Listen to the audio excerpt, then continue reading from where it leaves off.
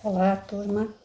Divaldo Franco, Joana de Ângeles, Mundo Regenerado, capítulo 16, Medita e Trabalha. Refaze mentalmente os dias gloriosos e festivos que a imaginação parece ter vivenciado e agora ressurgem numa realidade afligente e desalmada. Revês as vestes caras e as gemas preciosas com brilho iridescente e quase lhe sentes a falta nas modestas roupagens em que agora transitas. Podes criar no pensamento homenagens políticas e contínuos desfiles em salões gloriosos com excessivo luxo em razão dos adornos exuberantes e da opulência com que foram construídos, trabalhados por artistas inigualáveis, enquanto te situas em lares destroçados que agora te albergam com desencanto. Inconscientemente sabes burlar as leis, ignoras os deveres e capítulas, antes a abundância da fortuna em tuas mãos, neste momento trêmulas, frias e vazias. Conheces intuitivamente as garras do poder que esmaga entre sorrisos de cinismo cruel, experimentas o peso da injustiça na tua existência. A tua sensibilidade afetiva está virgem, intocada, porque recordas que já cedeste ao que supunhas amar e às mais sutis vibrações de ternura que neste momento escasseiam na caminhada solitária. És capaz de ser fiel e devotado a qualquer plano, porque ainda sentes as lâminas aguçadas do egoísmo com que dilaceravas as vidas que submetias ao guante das tuas paixões asselvajadas. Quase detestas a sociedade, porque pensas que és rejeitado e registras o desprezo a que te arrojas. Sentes que é injusta a forma como te tratam, considerando o degredo que te assinala. Por que na paisagem humana te desgastas e permites a revolta se te assenhoreie dos sentimentos que dão lugar a desequilíbrio de várias ordens? Não te parece que deverias contemplar a natureza com estesia e encantamento, já que em toda parte há som, cor e beleza? Sucede que muitas vezes as preocupações naturais com os problemas existenciais sobrepõem-se às ordinárias preocupações e, inadvertidamente, cedes espaço mental e emocional à sua predominância. Nesses momentos, vê com prevenção tudo aquilo que teu entorno registra, e de imediato o humor se torna desagradável. Pensa melhor, reflexionando nos fatores existenciais que constituem tais ocasiões, e sorri com entusiasmo, porque estás vivo, transitas no corpo e as emoções bailam de acordo com aquilo que permitas pensar. Jamais te detenhas a supor que o mundo é cruel apenas porque as ocorrências não estão de acordo com os teus anseios íntimos, igualmente variáveis desta ocasião. Logo passarão todas as situações, dando lugar a outras mais compensadoras. Em assim sendo, recorre à compaixão e à caridade que fazem parte do esquema existencial não valorizadas. A caridade decantada e pouco real nos sentimentos humanos. Até quando serás o suporte dos fracos e dos amargurados? Recolhe a bênçãos e te enriquecerás de harmonia, qual uma tábua oferecida a um náufrago encontrado na terrível situação de afogamento. Sempre haverá noites quentes, abrasadoras, assim como outras frias e enregeladas, constituindo a paisagem do tempo e da vida. Todas são lições vivas de aprendizagem, temperando o caráter na dificuldade e libertando no êxito. Com essa compreensão aprenderás a descobrir que muitas ilusões adquirem aspecto de verdade quando se deseja fruir alegria sem profundidade. Reais, no entanto, são a dor e a desdita, que conduzem para a fatalidade da desencarnação. A morte parece então a saída para a situação calamitosa, que enseja a exuberância do viver sem os contraditórios sentimentos de perturbação. Esses, no entanto, não são caminhos que, ora, percorre sob fardos de aflições penosas, constituem cargas defluentes do teu anterior comportamento e que esperam mudança de conduta para diversificação de resultados. Vens de longas experiências da vida e recuperas-te dos abusos a que te entregaste ao longo da marcha. Sim, não são estranhas a ti essas sensações que fazem falta e pelas quais anelas. Viveste-as ontem, quando a vida te convidou ao amor, à fraternidade, ao serviço do bem, e tu recusaste. Realizaste o que hoje te faz falta, o que o de que dispunhas o poder enganoso, a glória fugaz, todos transitórios e ricos de ilusão.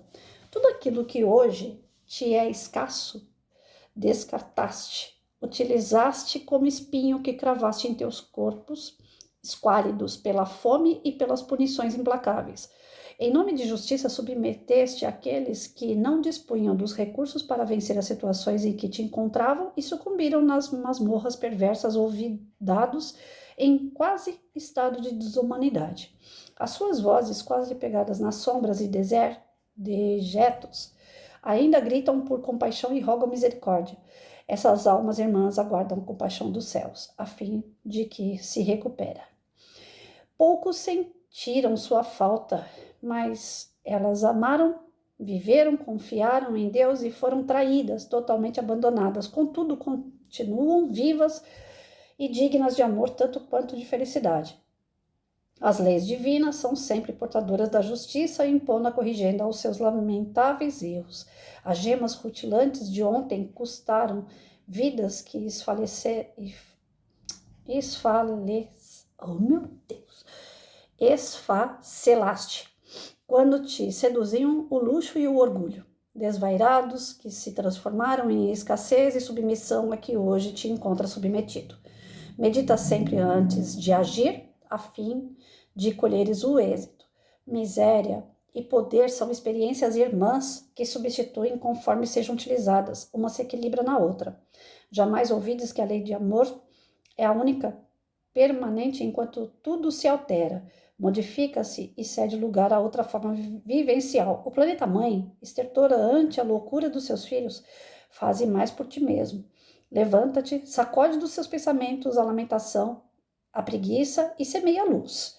Onde haja sombra, acende modesta, chama, e onde a dor se omise, oferece o bálsamo da bondade e da compaixão. Jesus veio para ti e para todos. Nunca reclamou, jamais desanimou e sempre amou. Se não puderes fazer como ele o fez, pelo menos agradece o teu processo de renovação. Medita e age. Enfim, ele mostra pra gente aqui que às vezes a gente fica lamentando porque não tem algumas coisas, né? Por isso que eu já li direto o capítulo. Porque ele frisa, apesar das palavras difíceis, e desculpa porque eu gaguejo mesmo, tem palavras aqui que eu não conheço, né? Então, aí, quando a gente vai ler, a gente engasga. Enfim, ele mostra pra gente, em síntese, que nós reclamamos o tempo todo de uma coisa ou outra que a gente não tem, que fulano tem, que o outro é de sorte, né? A gente tem costume de falar assim, nossa, aquele cara nunca trabalhou na vida, mas ele tem casa, ele tem carro, ele sempre teve alguém que sustentasse ele, é um cara que nasceu com o bumbum virado para a lua, né?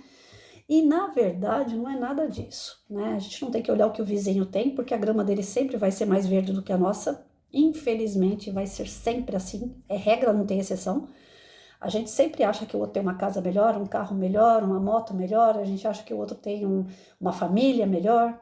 Aí eu lembro que meu pai, apesar de ser um homem muito digno e honrado, ele vivia falando assim, o meu irmão, né, ele tem um monte de filho, no Natal a mesa tá cheia de gente em volta, não sei o quê, e aqui às vezes a gente tá em desarmonia, às vezes a gente tá brigando, então não fica nem, era eu, ele, minha mãe, meu irmão, e às vezes não ficava nem os 4 em volta de uma mesa, e quando ficava ainda não era aquele clima bom de Natal, né? Aí meu pai sempre ficava olhando lá pros irmãos dele e falava, nossa, aquele lá tem não sei quantos filhos, aquele lá não sei o quê. E eu falava, pai, mesmo sem ter esse conhecimento aqui, né? Eu sentava com ele e falava assim, pai, agradece aquilo que você tem, para de reclamar. Ele era uma pessoa extremamente bem-humorada, mas quando chegava em festas, coisas assim, ele ficava meio para baixo, porque ele queria uma mesa não cheia só de comida, mas cheia de pessoas, ele sentia falta disso. E eu vivia falando para ele, falei, não sente falta disso não, talvez você já teve bastante disso, né? E hoje o que você tem é menos justamente para você dar mais valor nos poucos que tem. A gente não precisa ter muito, a gente só precisa ter pouco, mas com valor, né? Eu tô aqui, eu te amo, né? O Hudson, meu irmão, ele tá aqui, ele é pequenininho, ele precisa de você. A minha mãe, por mais que vocês dois se desentendam, vocês se amam, estão juntos. Qual é o casal que consegue ficar junto por tantos anos? E no final das contas, eles ficaram juntos até o finalzinho mesmo. Meu pai e minha mãe, meu pai com 73 faleceu, minha mãe com 65, mas foram mais de 40 anos juntos, acho que deu 50, por aí, sei lá. Não, porque minha mãe morreu e eu tava com com 48, 49 anos. E eles casaram e depois de um ano eu nasci. Então, quer dizer, foi quase 50 anos juntos, né? Qual é o casal hoje que consegue uma vitória dessa? Por mais dificuldade que tenham enfrentado, não foi um mar de rosa, não. Mas viveram juntos muitos anos, uma vida inteira juntos.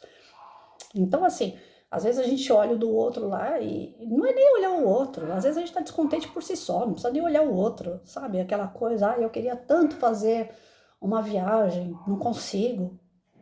Eu queria tanto tomar um sorvete, mas eu sou diabético, eu não posso. Tem tanta coisa que a gente tem vontade e a gente não pode, né? Nesse momento. Mas como espíritos, nós já podemos. Só que aí que tá. Às vezes a gente abusa na outra vida e quando chega nessa vem escasso. O que a gente tem que entender é que cada um tem aquilo que precisa ter. Né? Lembro que teve um vídeo que eu falei, a gente não tem que pedir a Deus aquilo que a gente quer. A gente tem que pedir a Deus aquilo que a gente necessita. E Ele dá o que necessita. Aí a gente tem que fazer o quê?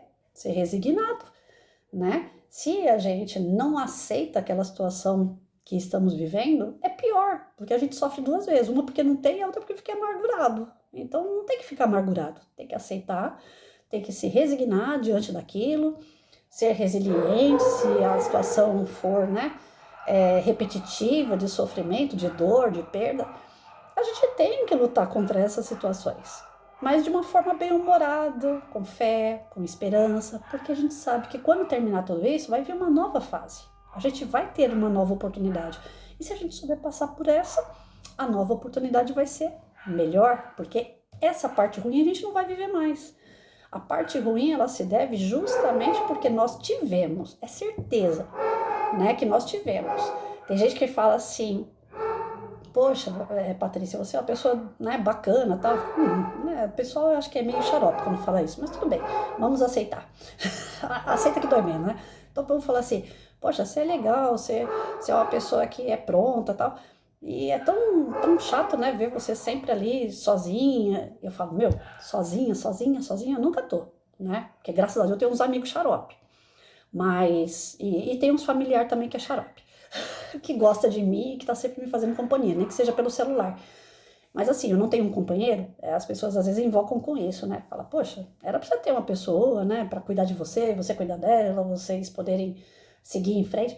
Aí eu olho pra trás assim e falo, na outra encarnação eu devo ter sido um bicho. Pensa, uma pessoa que deve ter pisado na bola pra caramba. Porque nessa vieram experiências, e essas experiências, a certo ponto, elas foram boas, maravilhosas, né? Tive 4 namoros depois do meu falecido. Vivi uma história de Romeu e Julieta que eu acho que ninguém deve ter uma história semelhante para contar. Então eu sou única, dá licença, que eu pude viver isso. Sabe o que é você mandar carta para uma pessoa? Na época era correio mesmo. Você manda carta, leva 3 dias para a cartinha chegar lá, escondido. Porque eu namorava escondido. Namorei 6 anos escondido de pai e mãe. Porque minha mãe não aceitava meu namoro, porque o Edson era bem... ele era peão de colônia, né? E eu tava estudando para ser professora, então minha mãe queria que eu tivesse alguém que tivesse ali, no mesmo patamar econômico, sei lá como é que fala isso. Bom, enfim, como a gente se apaixonou, então eu mandava a carta para ele, levava 3 dias para chegar em Caraguá. Aí eu tinha que esperar ele ler e depois mandar a carta para mim. Então eu recebia uma carta por semana. Essa carta ficava guardada dentro do meu armário da escola, que eu já era professora, já estava estudando, me formando e já estava trabalhando, né? Aí as cartas ficavam escondidas dentro do armário de escola. Então pensa o que é a adrenalina de você ficar esperando uma carta chegar e você fazer aquela carta de amor toda cheia de frufru, cheia de bichinho e tal, e manda pro namorado. Encontros a cada 15 dias, passava o dia inteiro junto, depois aquela coisa da despedida no metrô, aquele metrô da Sé e metrô Tietê. Meu Deus, cada vez que era para se despedir, vai, aí daqui a pouco corre lá de novo e dá mais um abraço. Vai com Deus, daqui a pouco vai lá. Eu vivi isso com o marido, né? Depois a gente acabou casando. Depois de 6 anos, fugi de casa, tá? E fui casar com ele. Viveu um pouco de abrumação, mas a gente casou. A gente realizou o nosso sonho. Então, quer dizer, ter vivido isso, já pra mim é um puta de um ganho. Porque quem é que consegue viver um amor verdadeiro assim? De grude, de querer estar junto com alguém de verdade, de fazer tudo pra estar com a pessoa de verdade. Aí quando eu fiquei sozinha, que eu fiquei viúva, foi difícil? É difícil até hoje? Lógico. Até para poder me acostumar com uma nova pessoa, querer uma nova pessoa. Mas eu não me sinto totalmente sozinha. Quando eu termino um relacionamento, aí eu tenho medo de ficar sozinha. Mas aí eu penso, eu falo, não, mas eu já fui o bicho. Só pode ser. Por isso que não deu certo. Eu tenho que levar para esse pensamento, de igualzinho como o texto está falando aqui, para eu poder apaziguar meu coração. Falar, não, dessa vez eu não vim para ter alguém para ficar comigo até o resto da vida. Então eu tenho bons momentos, Deus alivia, traz aquela pessoa, eu vivo alguns momentos legais e tal, mas tem um período de chegada e partida. Depois eu tenho que ficar sozinha de novo. Por quê? Porque na outra vida provavelmente eu tenha pisado muito na bola com outras pessoas. Então eu não tô sozinha à toa, eu tenho que me resignar diante disso, senão eu piro. Falo, poxa, eu sou uma pessoa que eu procuro fazer o bem, eu procuro ser uma pessoa correta, tal, e não arrumo ninguém, por quê? E quantas pessoas não vivem isso? Quantas pessoas que eu conheço que não falam, Patrícia, ai que saudade de um fulano que morreu, ai que saudade de um casamento que não deu certo, ai como eu queria ter alguém e não tem. Esse é um exemplo que eu tô dando, mas é que nem eu falei. Às vezes você tem vontade de comer um doce e não pode porque tem diabetes, porque tem uma doença que não permite que você coma aquele doce, ou porque o teu rim pode se comprometer. E você fica naquela, poxa, por que eu não posso? Porque todo mundo pode, eu não posso, né? Então, é isso. É porque a gente não nasceu hoje. Nós somos espíritos milenares. Então, vai saber lá atrás que tipo de ser que nós fomos, né? Para agora tá passando por uma pindaíba dessa. As privações, as necessidades, as vontades que não são realizadas, tudo tem um porquê. E aí o que a gente tem que fazer? Meditar. Por quê? Por quê, Senhor? Por quê? Por que eu? Por quê? Por quê? Por quê? Tem que buscar o porquê. É lógico que eu não vou lá fazer uma regressão, isso é absurdo, né? Eu não vou ficar procurando cartomante para saber o que fui no passado, eu não quero saber quem eu fui e quem deixei de ser, porque se fosse para saber, Deus já me daria a consciência, e Ele não me dá. Ele quer que eu esqueça para eu começar do zero. A nova oportunidade é para começar do zero. Então eu não tenho que ir lá atrás, eu só tenho que meditar e ficar pensando, não, isso aqui não deu certo por quê? O porquê das coisas. Se perguntem por quê. E vocês vão achar a resposta. E isso vai amenizar um pouco essa angústia de querer e não ter, de estar passando por determinada situação que vocês acham que não merece. Porque a maioria das vezes a gente se vitimiza. Ah, eu não sei por que essas coisas acontecem comigo. Ah, eu sou tão boa, eu sou tão legal, eu sou tão bacana, né? Por quê? Pergunte-se a você. Não pergunte a ninguém. Pergunte a você. Por quê que você não consegue? Por quê que você não tem? Por que você está passando por isso? E depois que você conseguir entender algumas coisas, trabalha nisso. Você acha que, no meu caso, eu acho que eu fui o cão chupando manga lá, vai ver que eu traí um monte de gente no passado, vai ver que eu usei muita gente no passado, então hoje eu passo por isso. Então eu vou trabalhar isso. Se eu prejudiquei alguém lá no passado, hoje eu não quero prejudicar. Então hoje o que eu faço? Faço bem. Ah, mas aí você tá sendo trouxa. Eu escuto muito isso. Já falei isso até no outro vídeo, deve estar escrito trouxa aqui. Eu prefiro ser trouxa. Antes eu ser prejudicada do que eu prejudicar. Aí eu vou estar comprometendo outra existência. Além de não dar conta dessa, eu ainda vou estar comprometendo mais uma. Então, trabalhe em cima dos porquês. Faça o porquê, porquê, e depois trabalhe em cima.